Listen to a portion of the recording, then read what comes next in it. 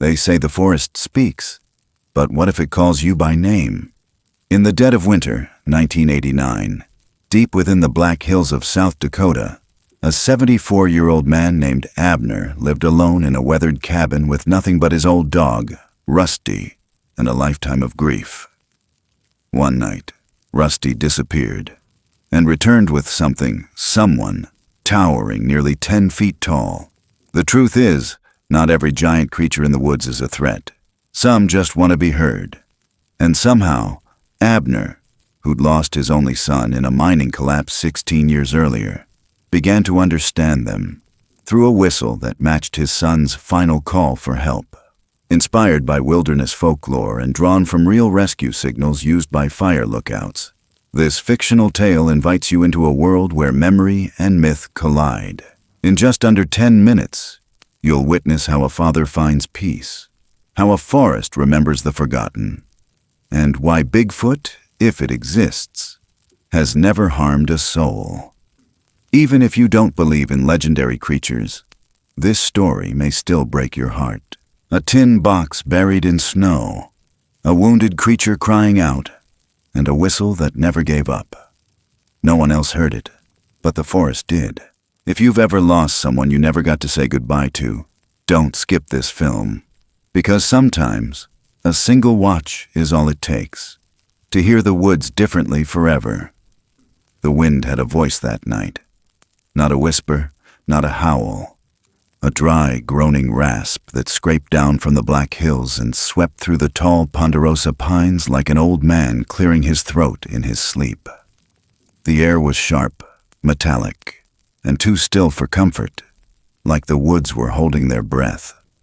Snow hadn't fallen in 2 days, but the powdery drifts crumbled and scattered beneath each gust as if time itself was being erased, one footprint at a time. Abner Kincaid noticed it first just after dusk. Rusty hadn't come back. That dog never stayed out past supper, not in December, not with his hip acting up. Normally by now, he'd be stretched out in front of the iron stove, paws twitching in some slow-motion dream of chasing deer. But tonight, there was no paw against the door. No scratch, no whine. Just the emptiness pressing in around the cabin like a fog. Abner stood by the window, one hand curled around a chipped coffee mug, watching the dark spill between the trees. The cabin creaked softly under the weight of cold. He tapped the mug twice against the sill, a habit, maybe a prayer, then set it down and reached for his coat. The old oil lantern on the wall hissed to life with a reluctant flame. Outside, the porch groaned under his boots. Wind shoved against his chest, sharp and dry like blown ash. He cupped a hand around his mouth. "Rusty!" he called. No answer, just the brittle hiss of wind threading through pine needles. He stepped off the porch. The snow gave a brittle crunch. He followed the worn trail where Rusty always ran, toward the tree line. But the tracks, if there had been any, were gone. Smoothed over by wind or erased by something heavier. That's when he heard it. A sound from the woods, not an owl, not a coyote. 3 notes, 2 short whistles, then one long, low, not human, but not entirely inhuman either. It wasn't close, but it was deliberate. Abner stood still. The lantern flame fluttered behind its glass, casting soft shadows that moved when nothing else did. The sound didn't come again, only that aching silence afterward, the kind that makes your heartbeat feel too loud in your ears. He turned back toward the porch. That's when he saw it. A bundle on the top step, tucked gently like a gift, a small braid of sweetgrass, dew-wet but not frozen, and neatly bound with something thin, maybe bark or sinew. No boot prints, no paw prints, no drag marks, just snow pressed into a smooth hollow around it, like it had been lowered from the sky. Abner bent down, fingers stiff with cold. He picked it up, still damp, still warm. He turned toward the woods again. No sound, just trees, just wind, just the weight of being watched. He took the lantern, his walking stick from the porch hook, and went. Down the ridge, past the shed, along the gully where water used to run. He called for Rusty again, quieter this time, like anything louder might shatter whatever held the forest together. His boots broke through the crusted snow, legs aching with each uneven step. At the edge of the clearing, where the creek curved like a scar through the undergrowth, he stopped. Something was there, big, taller than any man Abner had seen since the mines, shoulders that barely fit between two ponderosa trunks, long arms bent at the elbow, cradling something limp. Rusty, sodden, unmoving, legs dangling. The figure bent low, slow, like someone laying down a child after a long walk, and placed the dog on the bank, head resting gently on the mossy edge where the snow had melted thin. Then, without turning, it stepped back. 1 foot, 2, into the dark. Not a rustle, not a break of a twig, just retreat, like shadow dissolving. Abner didn't run. He didn't shout. He just dropped to his knees in the snow beside Rusty, hands shaking as he reached for the dog's fur. Wet, cold, but breathing. Barely. "Hey, boy," he whispered.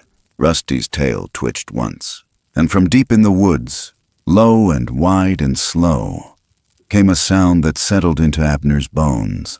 A hum, not a growl, not a threat. A note, long and resonant, like the last vibration of a struck bell. It didn't rise, it didn't fall, it just stayed, aching, ancient, and full of meaning no language could hold. Abner pressed his forehead against Rusty's neck and listened. The hum faded into the wind, like it had always been there, like it was part of the forest itself. Not an ending, but a beckoning. Rusty whimpered. Abner gathered the dog in his arms, ignoring the sting in his joints, the tear in his coat, the fear licking the edges of his thoughts. He stood, knees popping. The lantern light flickered as he turned back up the ridge. Behind him, the woods breathed. Nothing chased him, nothing called, but somewhere behind the veil of trees, the wind shifted again, and the memory of that sound stayed with him, even after the door latched shut and the fire roared back to life inside the cabin. That night Abner didn't sleep. He sat by the fire with Rusty wrapped in blankets, steam rising from his damp fur. He watched the sweet grass braid dry on the mantel, the scent of it curling into the air, clean, earthy, almost sacred. He didn't speak. He didn't need to. Outside, the wind howled down from the black hills like it always had. But now, something else moved beneath it. A note, a pattern, a presence that didn't belong to the world he knew, but didn't feel foreign either. Just before dawn, Abner lit the lantern again and stepped out onto the porch. The snow was falling now, soft and steady. He stood there a long time watching the woods, and though nothing moved, he couldn't shake the feeling that something was waiting for him to understand. The morning was a pale, brittle thing. Light spilled through the trees like water through a cracked jug, uneven, unsure, trying to remember how to warm the earth. The air hung still, colder than it should have been after a night like that. Abner stepped off the porch with slow, careful feet. Rusty wrapped in 2 wool blankets and curled up by the stove inside, chest rising shallow but steady. The snow beneath Abner's boots was wind-hardened, crusted in places, soft in others. It didn't crunch the way it had last night. It sighed. The same trail he'd taken hours ago now looked unfamiliar. The wind had come down sometime before dawn and smoothed it all over, like a hand flattening wrinkled bed sheets. But not completely. Halfway down the ravine, something tugged at his eye. There. Drag marks. Light, but deliberate. Not from a vehicle, not random like animal scatter. Parallel grooves in the snow, maybe 20 feet long, bending toward the edge of the creek and disappearing into the brush. And there, beside them, a patch where something heavy had lain, melted into the ground in a strange, crescent shape. The snow around it sunken and slightly damp. Abner followed it, one hand clutching the lantern, even though morning had already arrived. The light didn't help much. not in the forest. The trail led him into the cleft between two ridges, the narrow place locals called Sighing Rock, named for how the wind funneled through it like a flute. Pines thinned out here. Boulders jutted like teeth from the frozen ground. A place no one hunted, not because it was cursed or sacred, just because it was a pain in the ass to get to. Still, the trail wound on. Through scrub, across a frozen patch of creek, around a fallen pine that looked like it had been deliberately snapped. Then it led into a rock cut. He hesitated at the mouth. It wasn't a cave, more like a corridor, narrow and crooked, formed by two sheer walls of granite that leaned just far enough apart to allow passage. The smell hit first. Musky, bitter, metallic under the frost. Not rot, not wild, but old. Inside, shadows melted into each other, and at the far end, tucked into a half-cleared pocket of snow and brush, it lay there. A child. No, not a child. Something shaped like one. Small, curled, covered in coarse dark fur matted with snow and patches of dried blood. One leg twisted unnaturally beneath it. A crude wooden trap, more like an old snare, had snapped around its shin, splintered and half-frozen, rusted nails digging deep into muscle. It didn't move, didn't look up, but it was breathing. Abner crouched slowly, ignoring the sting in his knees. He looked closer. The snare was ancient, hand-wrought, likely left decades ago by some loner with no game tags and too much time. The creature's ankle was swelling around the edges of the frame, skin torn down to tendon. And yet, no blood trail. It must have been carried. Carried here. He scanned the shadows and saw her, far back in the cleft, motionless. A silhouette so large it seemed to bow the stone around it. Shoulders like tree trunks. A head crowned with matted silver fur. Eyes, barely visible but there, set deep and still, watching. She didn't growl, didn't shift. She just stood there, waiting. Abner felt no fear, only weight. Like standing at the foot of a monument. He didn't speak. He only moved. Took off his coat, ripped the sleeves, folded a piece around his hand to protect from the rusted nails, pulled gently at the wooden bar, slowly prying the twisted plank loose with the edge of his stick.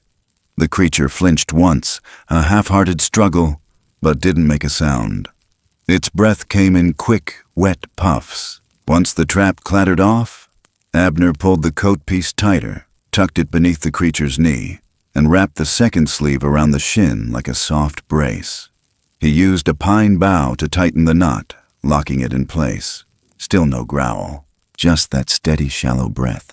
He sat back, snow soaking through his jeans, exhaled, and that's when it happened. A sound from the dark, low and brief. Not the whistle from last night. Not the hum. Something else, like a voice made of stone. It echoed gently through the rock, touched his chest like a vibration, then vanished. He looked up. She was still there, and now her head was tilted, not in challenge, but acknowledgement. Approval? Abner didn't move, didn't blink. The creature at his feet, no longer just something, not after this, shivered once, then went still again. Not unconscious, just resting. And then Rusty appeared, came up the trail like a ghost, slow, limping slightly, his fur still damp from the night. He didn't bark, didn't even growl. He walked past Abner, lowered his nose, and sniffed the wounded creature from tail to toe. Then he lay down, right beside it, back against the cold stone, nose facing outward, like a sentinel or a friend. Abner didn't say anything, just watched them for a long while. The silence wasn't empty anymore. It pulsed with something alive, something fragile but enormous. Then, without a sound, she stepped back into the shadows. Gone. No rustle, no echo, just absence. And as Abner stood to leave, he noticed something on the stone near the entrance. A mark, pressed into the snow with what must have been a careful, patient hand. A curved symbol, not random, not animal. A soft arc, stained with red ochre, or earth maybe, or blood, or both. Not straight, not natural. Deliberate. He looked at it for a long time. Let it sink into him. Then he turned back. And with Rusty limping beside the wounded one, Abner led them out. The sky above the ridgeline was gray, the kind that meant snow later. Maybe a storm. But the wind had changed again. Not warmer, not gentler, just quieter. Like the forest was waiting. Not for danger, for something else, something beginning. And down in the hollow behind them, the mark remained, untouched by wind or time, like it was meant to stay. A signal, or maybe a promise, but certainly not the end. They started talking about it at the bar. It always starts there. Not in town hall, not at church, not even over the back counter at the feed store. The kind of talk that matters. Talk that grows legs and walks into the woods with a gun in its hand. Always starts in a bar. At Miller's Tap Room, the only place in town where the floorboards groaned louder than the patrons. Gideon Markell nursed his second whiskey and slammed his boot on the rail like he had something to prove. Said it right out loud. There's something big out there. Ain't no bear. Damn near walked through my woodpile yesterday. Nobody laughed. Not at first. Because Gideon wasn't the type folks usually doubted. He was the kind that talked loud enough, long enough, and mean enough that you found yourself nodding just to keep the night quiet. He'd spent his life in the Black Hills, cutting timber, laying traps, shooting coyotes just for looking wrong. And he carried his stories in a voice stained by sawdust and smoke. Whatever it is, he went on, dragging the words. It ain't natural. I seen the prints. Bigger than my boot, big as my chest. I'm telling y'all, it's hanging around that old Kincaid place, up near the Hickory Ridge. And just like that, the laughter returned. Not to dismiss, not to mock. To mask the unease, someone joked about Abner turning senile, feeding forest spirits like some mountain druid. Someone else mentioned bounty papers from the 70s that paid $500 for photos of unknown wildlife. The room turned. Talk of cameras, of setting bait, of cash. That's how it happens. Always starts as a story, ends with a plan. By morning, someone had already driven a stake into the ground near the north trailhead. Just a plain stick, whittled down, marked with orange twine. But it meant something. Abner saw it just after feeding Rusty and changing the bandage on the young one's leg. The cabin was quiet, wood stove humming low, shadows twitching behind the curtains. Outside, the wind had picked up, sharper than it had been in days. The kind that snapped tree limbs like bones. He spotted the stake as he was bringing in firewood. Just off the main path. It wasn't old. The snow around it hadn't even crusted yet. No tracks, but he knew. People had been here. Not the kind that left sweetgrass. Not long after, the knock came. Not a fist, not heavy. Just the dull, practiced tap of someone who didn't want to be invited in but needed to be heard. Deputy May Collins stood on the porch, gloved hands tucked into her vest, eyes narrowed against the wind. "Morning, Abner." He nodded. She looked past him, through the crack in the door. Saw the wood stove, saw the blanket pile. Saw just enough to guess. We've had some chatter. Gideon's been stirring up the boys again. Claims there's a thing out here, big, strange. Keeps pushing the idea you're harboring something, feeding it maybe. Abner didn't answer. Didn't need to. She sighed, long and tired. "Look, I know you and I don't take stock in backwoods ghost stories. But I need to say this straight. If someone gets hurt out here, I'll be expected to come knocking again, and not with words next time." Still, Abner said nothing. He just nodded, slow. Not agreement, not denial, acknowledgement. May hesitated, then stepped down off the porch. Before she left, she paused, turned halfway. "You ever hear of sweetgrass braids?" He blinked. She pointed at her radio. Ranger Bruckner called it in, asked about tribal markings, said she found a bundle up near the West Ridge. Same kind you described when your dog went missing. That made him pause. May tilted her head. Bruckner says it's a braid of kindness. Some old belief. Used as a gesture, offering, maybe protection. Depends on the hands that leave it. She waited for a response, but all Abner gave her was the sound of the wind catching the edge of the cabin. Later that day, Ranger Lydia Bruckner came by herself. Younger than May, college-educated, always smelled faintly of juniper and worn leather. She wasn't here to warn, she was here to ask. She brought the sweetgrass with her, still bundled, still damp with morning frost. Abner took it in his hands, said nothing, but his eyes lingered longer than they should have. Lydia leaned against the porch beam, watching the woods. "You know," she said quietly, "a lot of cultures believe these kinds of offerings are more than just tradition. They're conversation, invitations, agreements, a way of saying, 'I mean no harm.' Do you understand?" Abner nodded once, fingers still resting on the braid. Something passed between them. Not a plan, not a confession, understanding. And that night, something stirred in him.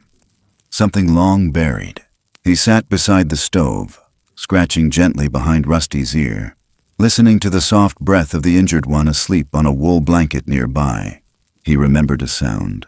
3 short whistles. 1, 1, 1. Then pause. That was Barton's signal. A game they played back when Barton was no taller than the pantry door. 3 notes meant I'm safe. Abner used to whistle it back from the porch, just to let the boy know someone was listening. He hadn't heard that pattern in years. Not since the accident in the shaft. Not since the map. But now, he was hearing signals again. From the forest. The next morning, something new appeared. On the cabin wall. Not carved, not written. Stained. 3 marks side by side.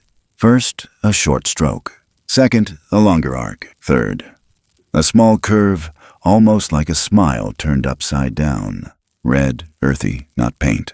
Not quite blood either. He stared at it, heart ticking like a slow clock. It wasn't graffiti, wasn't random. It matched something. Not a word, not a language. A rhythm. 2 short, 1 long. Barton's old whistle. But it hadn't come from him. The meaning, though, that was clear. I'm safe. Or maybe, are you? Abner stood there a long time before brushing snow from the porch rail. Later that afternoon, long shadows fell across the slope near the gully. And there, half buried in frost, he saw them. Wooden stakes, marked with string, driven into the soft ground like survey flags. They led toward the cleft, toward the ridge, toward the place the young one had been found, toward something that wasn't theirs, and wasn't meant to be touched. The forest didn't speak, but Abner felt it. The line had been crossed, and the silence was growing heavier. Not afraid, just waiting for what would come next. By late afternoon, the wind changed again. Not in strength, but in shape.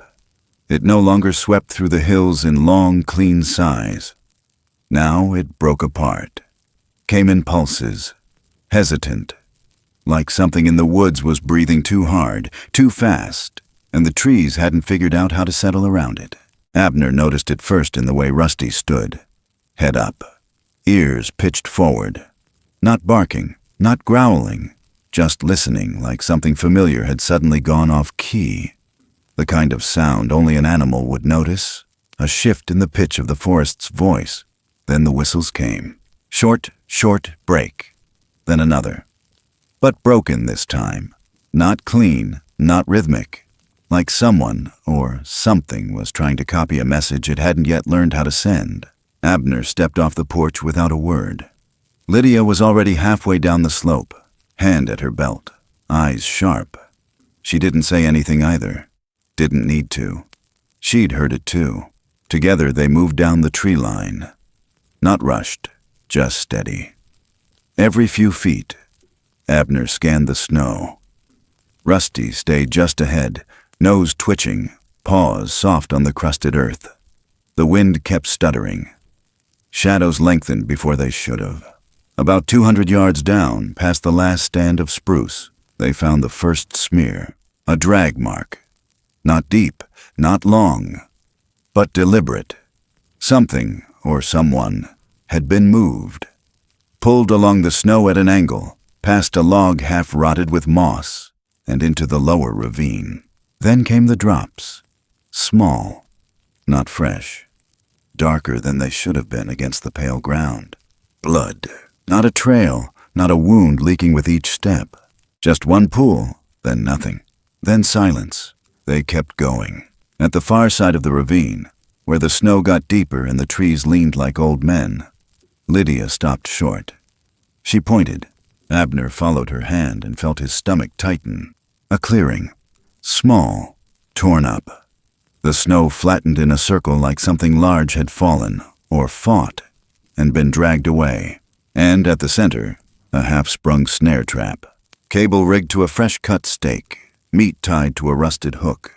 Dry jerky, human-made, and beside it, scattered pine needles, broken twigs, and the hollow ring of flashlight batteries tossed aside like candy wrappers. New, not scavenged. This wasn't an accident.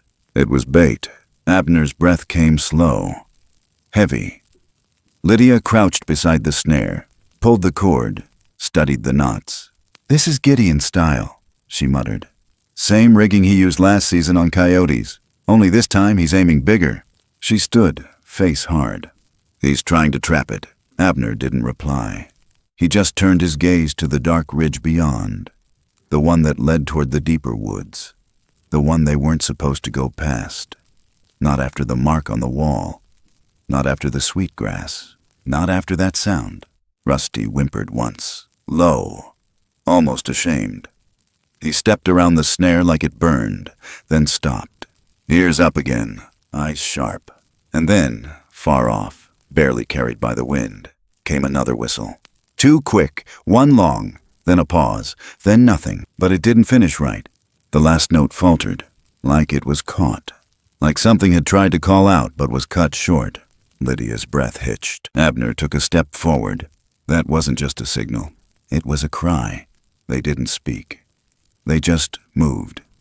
Through the undergrowth, around the clearing, toward the sound. About 50 feet beyond, they came to a rise. A gentle slope of earth and dead leaves, half frozen, slippery in patches.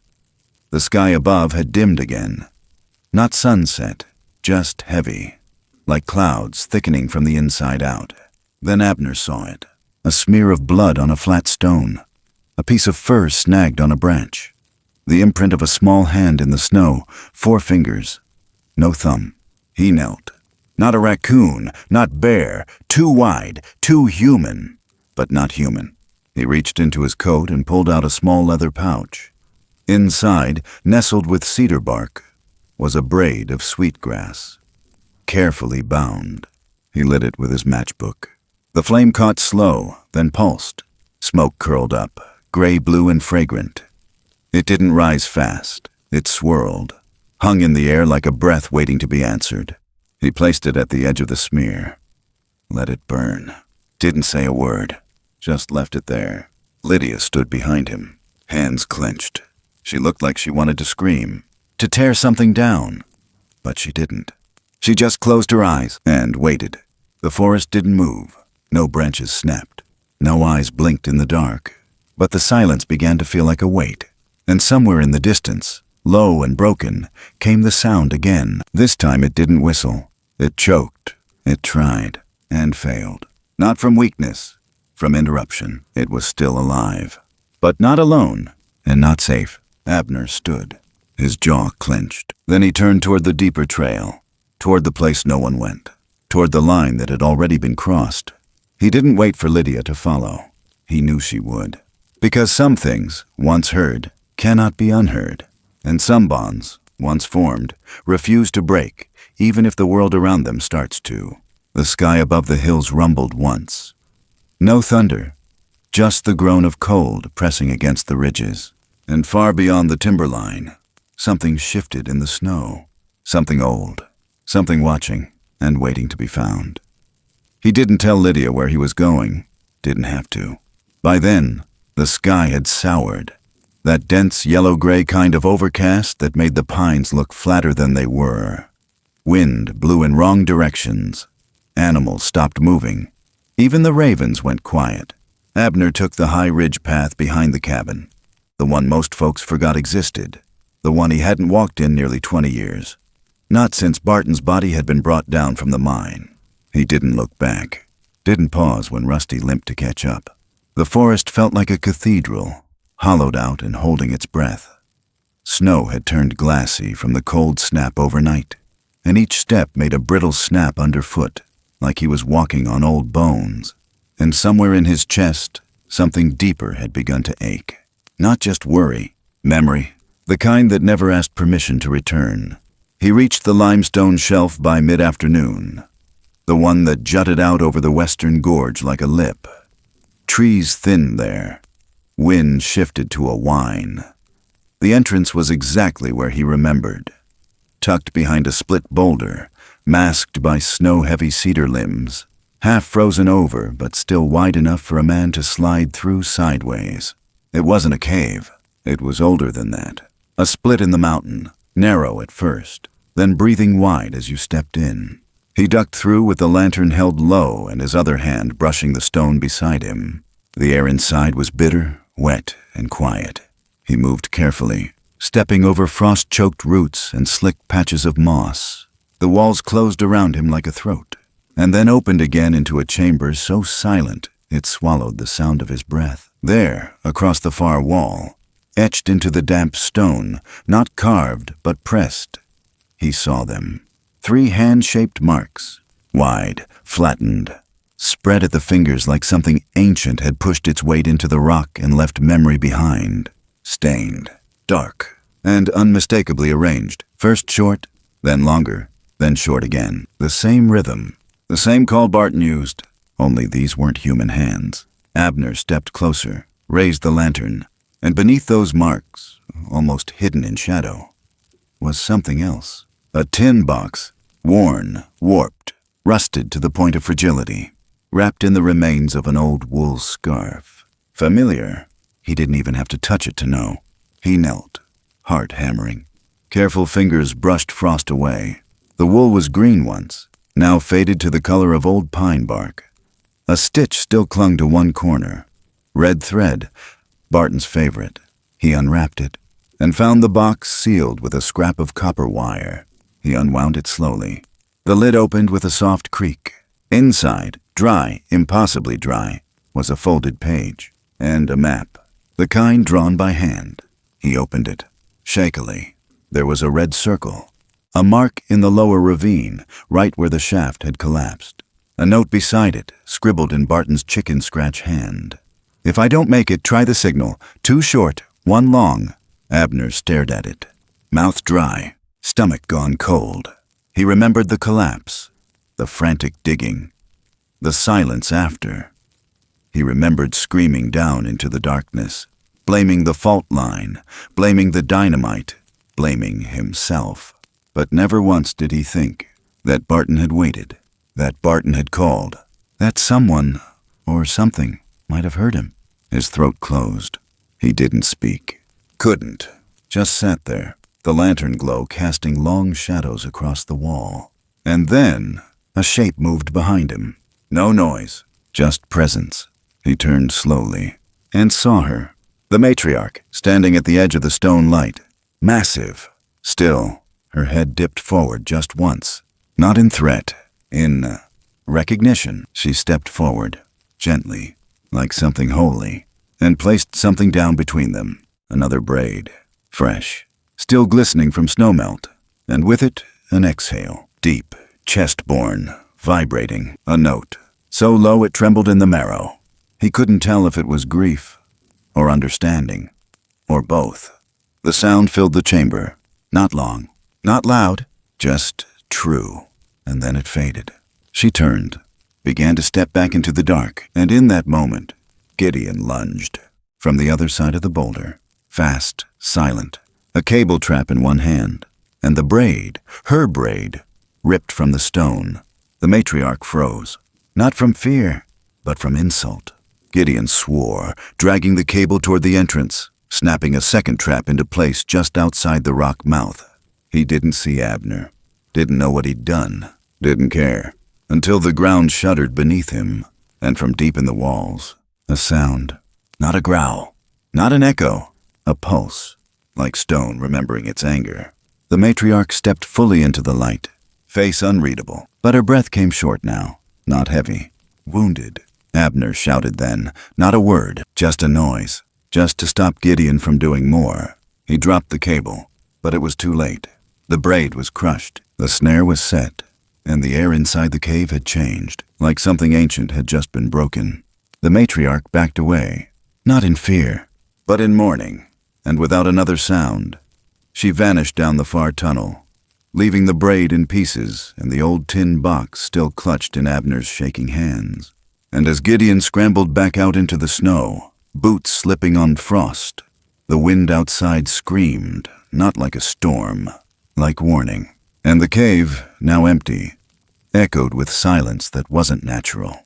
It pressed in, like a held breath, like the earth waiting to decide what would be forgiven and what wouldn't. The ice storm came in like a thief. No thunder, no warning, just a gradual thickening in the wind that whispered through the pines and stung at the cheeks like wire.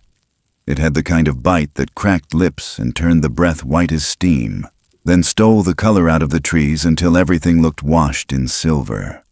By sundown, even the strongest limbs bowed with weight, and nothing moved without breaking something. Abner hadn't slept. Not since the cave. Not since Gideon's boot prints desecrated a space older than memory, and certainly not since that braid was ripped apart in silence. There was something about broken trust that hung heavier than snow, the kind you couldn't shovel, only carry. Rusty had curled beside the fire but wouldn't rest. He kept one eye half open, ears twitching. The young one hadn't returned. The trail was gone. The forest had closed its throat. And then, in the dark, the sound came. A howl. Not canine, not wind. Something pained. Drawn out, echoing down from the ravine like it had climbed up through stone, dragging a wound behind it. Abner stood in the cabin doorway without a coat. He already knew. He grabbed the lantern, the same rusted blade he kept under the floorboards, and the same old hand saw he used when he couldn't trust a clean break from anything mechanical. By the time he hit the ridge, ice had already formed in his beard. The snow had turned to crusty slabs that cracked loud enough to give away every step. Wind battered sideways. Trees shifted like old men in pain. And under all of it, again another sound, short, choked. 2 notes, then silence. A call trying to reach someone who'd stopped believing anyone was listening. He moved faster, past the bent cedar, over the shallow creek that now ran under ice so thin it wept when you stepped on it. He knew the terrain by feel, knew the kind of trail someone would drag a wounded creature across. And there, at the edge of the clearing near Gideon's boundary line, the tracks reappeared. 1 deep trench, 2 sets of prints, human boots, and clawed, staggered impressions. The trap line. Gideon had been here. Abner dropped to one knee and brushed snow aside. A smear of blood. Then a patch of disturbed frost, splintered where something had thrashed. A few yards ahead, motion. Rusty darted forward and stopped hard. He didn't bark. He stood still, tail stiff, body locked. Abner pushed forward, lantern raised, and there it was. The young one, half buried in ice-slushed snow. One leg caught in a coiled steel cable that led back to a stake buried in the ground.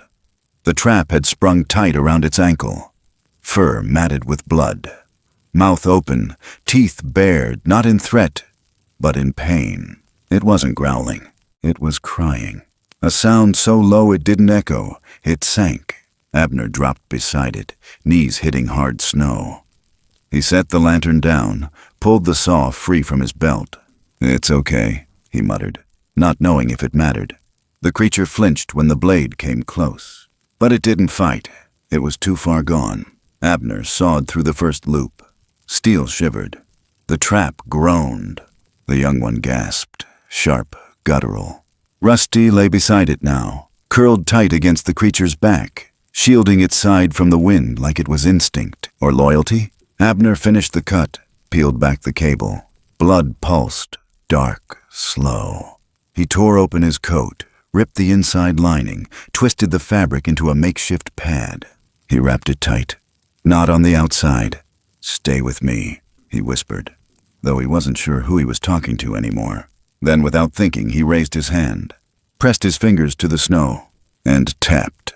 3 beats, 1 short, 1 long, 1 short. Not to signal, to soothe. A rhythm from another lifetime. The young one blinked, eyes glassy. But it moved its hand, pressed it to the earth, and tapped once. Then twice. Then the wind shifted. Not just direction, tone. A sharp crack behind them. Then a human voice, ragged, angry. Gideon. He stepped from behind the line of trees, rifle slung low, shoulders hunched. "Get away from it!" he shouted. But it came out hoarse, wind dragged. Abner stood.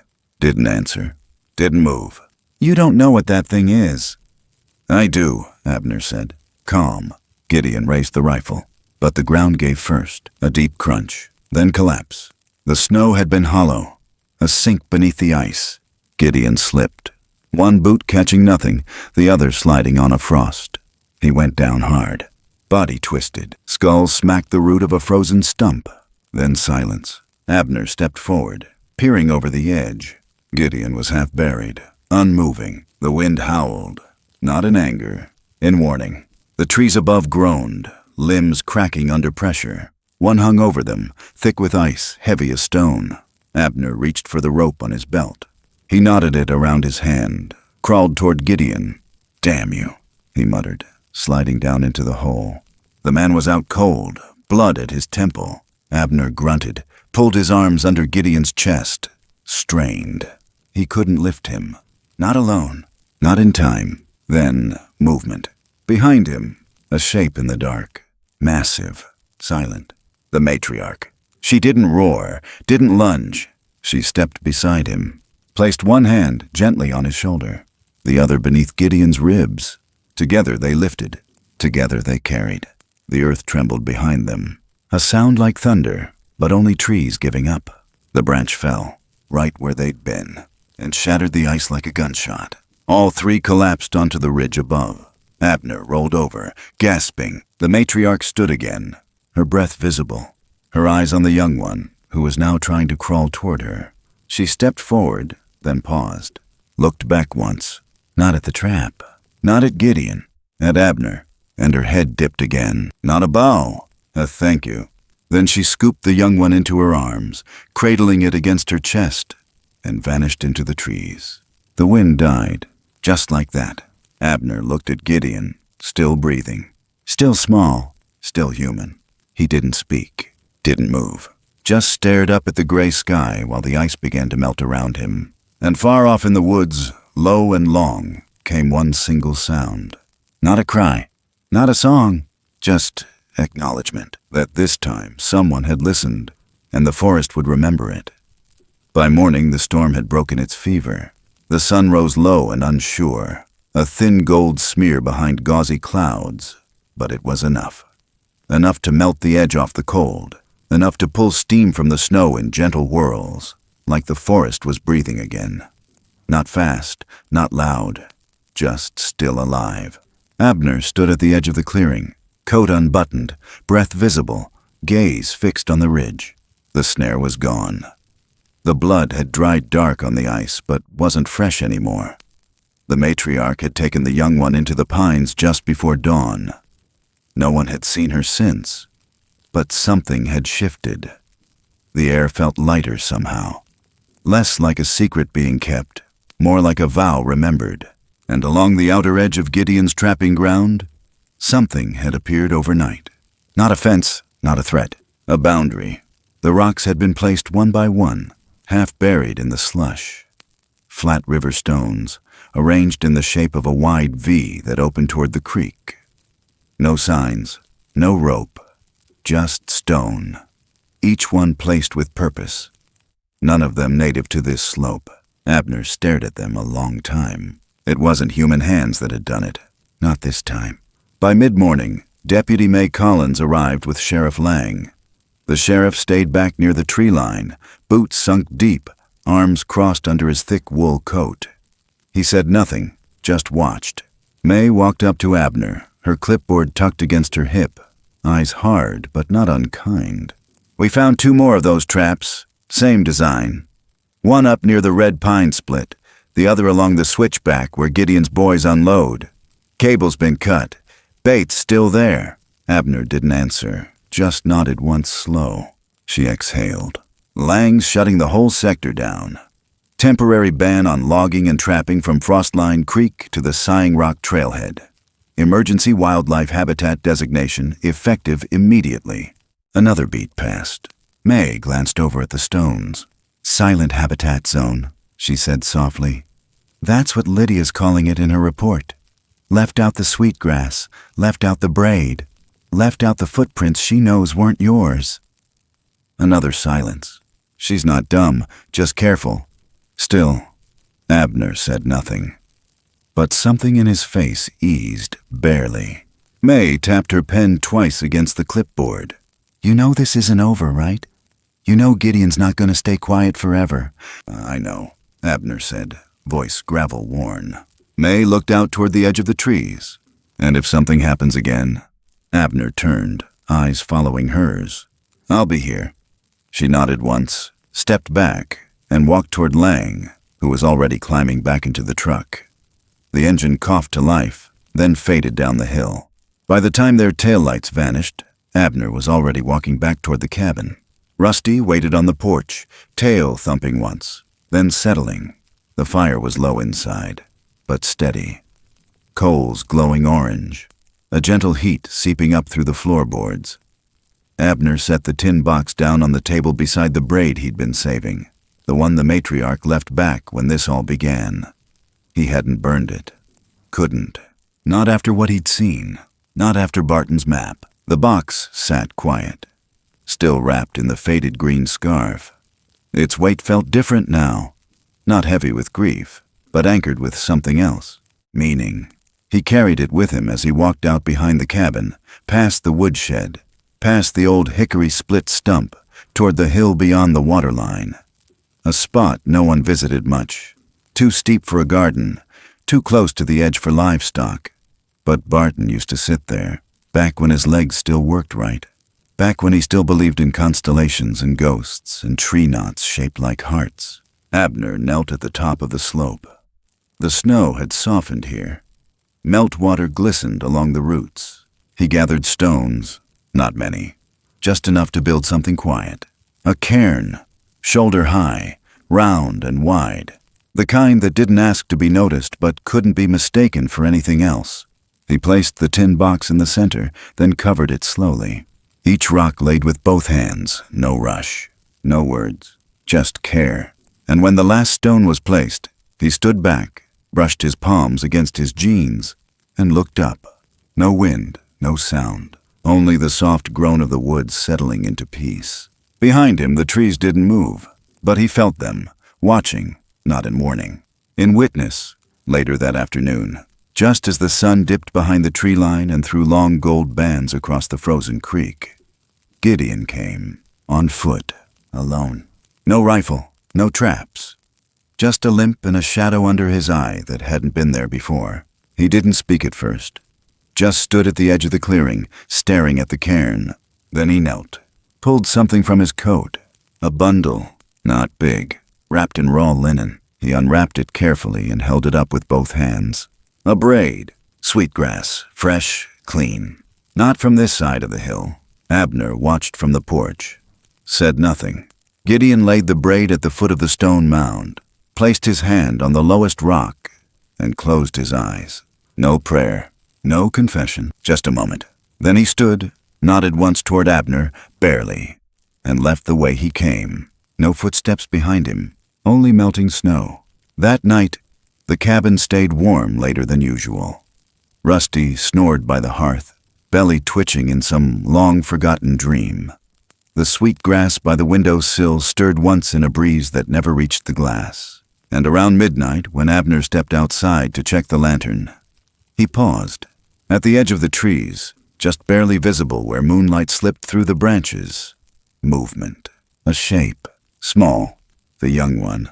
He stood still, not hidden, not scared, and in his hand, no longer bandaged, was a cloth bundle.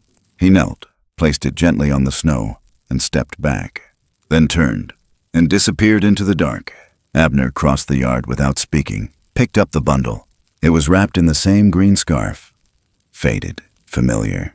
Inside, braided twine, old rope, woven together with thin strands of sweetgrass and something else. Fur, thread. He didn't untangle it. Just held it in both hands, staring down as the cold slipped into his sleeves. Then he looked back toward the trees. But the young one was gone. No sound, no tracks. Only that same stillness, like the land had just taken a breath and was waiting to see what he'd do next. The braid hung from the porch beam like it had always belonged there. Knotted twine, old rope frayed at the edges, woven gently with clean strands of sweetgrass and something paler, fine as hair, soft as moss. It moved a little in the morning air, not like it was swaying, but like it had a heartbeat. A slow one, steady, unspoken. Abner sat beneath it with his hands folded in his lap. The porch creaked beneath his boots. Rusty lay beside him, chin on his paws. One ear perked, the other folded back like a half-remembered thought. Neither of them spoke. There was no need to. The wind had softened. No more ice in its breath. No more messages hidden in the pine needles. Just warmth, thin but real, leaking out of the trees in little pulses like the forest had finally decided to exhale. The kind of quiet that only shows up once something has ended, or once something else has begun. Across the yard, the cairn still stood, stones dark with meltwater, moss beginning to stretch along its base like fingers remembering how to hold. A few birds had returned, not many, just the early ones. The ones that didn't mind silence. Abner looked out past it all, past the tree line, toward the break in the ridge where the young one had last vanished. Nothing stirred out there, not even branches. But still he watched, because some part of him, the part that had never stopped listening, was waiting for something more than sound. Behind him, the cabin held its warmth. The braid on the mantel remained untouched. Lydia had stopped by at dusk the night before but didn't come inside. She stood in the yard with her hands in her coat pockets, looking at the stones, then at Abner, and simply nodded. Nothing else. Just that small moment of knowing. A gesture that didn't need words to carry weight. They both knew it wasn't over, not the way stories in town would want it to be. There were no newspaper clippings, no trophies, no names carved into plaques. Just quiet things now, little things. Smoke curling upward, snow melting in the shape of old feet, boulders where voices used to echo, and gifts. This one, wrapped in that green scarf again, left so carefully at the edge of the clearing that it felt less like a delivery and more like a reunion. Abner had opened it the night before by lantern light, unwrapped it slow, sat with it for hours before deciding where it should live. Not inside, not buried. Right here, on the porch, between the wind and the door, where the living and the remembering could sit together without asking anything of each other. He reached up now, touched the braid with 2 fingers. It was dry, clean, bound just tight enough to last but loose enough to let air pass through. He didn't speak. He just leaned back, shoulders against the log wall, and watched the light filter through the trees in thin gold bands. The creek was running again, quiet but steady, no longer frozen over. There was a rhythm in it now, soft, repeating. Almost like breath. Time passed. Rusty shifted, laid his head in Abner's lap. Somewhere far off, a woodpecker tapped once. Then silence again. Then, without warning, a sound. One long, low whistle, carried not by wind, but beneath it. A tone so deep it passed through rather than over. Like something rooted into the ground had spoken once and waited for an answer. Abner didn't move. Didn't need to. The tone didn't rise or fall, just held, vibrated softly against the ribs, faded slow. Not a goodbye. Something older than that. A note shared across distance, wrapped in memory, sent with care. He blinked, breathed in, let it go. Then looked toward the ridgeline one last time. There, just at the crown where pine met sky, a shape. Large, still. She stood on 2 legs, shoulders square, not in shadow, not hiding, The matriarch. Her arms were loose at her sides, head tilted just slightly toward the cabin, as if she were listening, not to a voice, but to presence. They remained like that, her on the hill, Abner on the porch, frozen in a moment that asked nothing and gave everything. Then she moved, not back, not away, but into the trees, disappearing the way river mist slips off water, seen, then forgotten, then remembered differently. Abner closed his eyes, and finally spoke. "Barton's got his place now." The words didn't echo. They didn't need to. The wind was quiet. The braid above him didn't stir. Behind the porch, the woods held still like an audience honoring a final line. And when the lantern flickered behind the window, and the sky began to change, warming, opening, not bright but softer, the forest began to hum in new rhythms. Not warnings, not cries, just music. Subtle, true, like something alive saying, "We are still here. We remember you too." The camera would pull back now, if this were a film.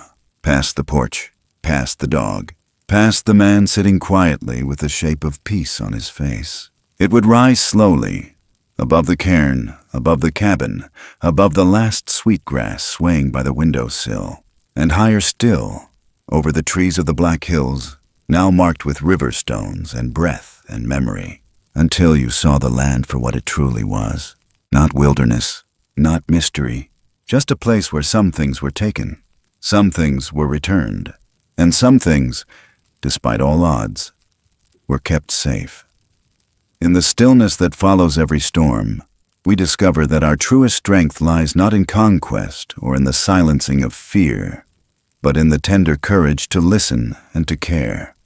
From the hush of a broken bond, hope can blossom again when kindness replaces doubt, when we learn to honor the unspoken rhythms of life, and when we recognize that every gift, no matter how small, bears within it the power to heal old wounds and sow new trust.